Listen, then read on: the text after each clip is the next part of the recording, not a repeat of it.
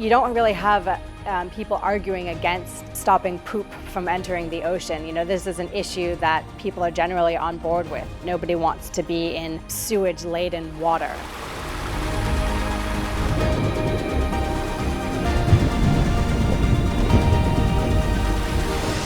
My name is Dr. Amelia Wenger. I am the Water Pollution Program Lead with the Wildlife Conservation Society and a Senior Research Fellow at the University of Queensland.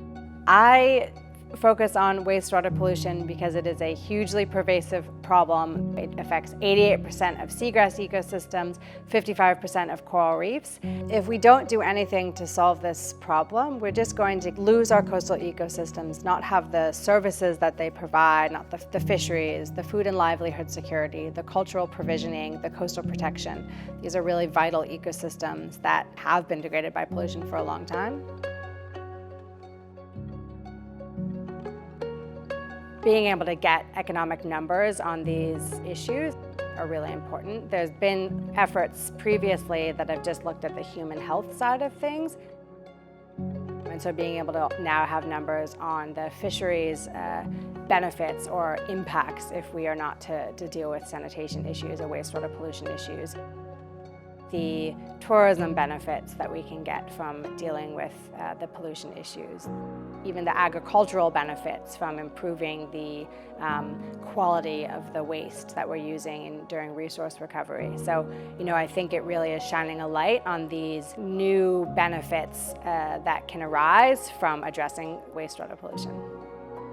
When untreated wastewater becomes treated, so you've taken something where it was just raw sewage being dumped out into an ecosystem and where we've put in secondary and then also more advanced wastewater treatment. We have improved wastewater pollution and we've seen a recovery of biodiversity. That was primarily through regulations, so it's definitely worth the investment. What nobody wants to happen is that you say, okay, we've decided that we really need to upgrade our sewage treatment plants because they're affecting the ocean and therefore your bill is going to rise by 20%. And so I think it's that coming up with a system where the economic burden of that upgrade does not solely land on the customers, because when people are weighing up, do I want a sewage treatment plant that is treating something better, or do I want to buy groceries this week to feed my children? It's really, it's obvious what people are going to choose. So thinking about innovative finance tools, thinking about resource recovery, really leaning into the circular economy. It's thinking really about the sanitation system as a whole and how do we create the enabling conditions to allow better use of technology, better, more robust sanitation systems, better sustainable financing for these things in place. And then as part of the awareness raising advocacy to say, these are the benefits that you can see from it.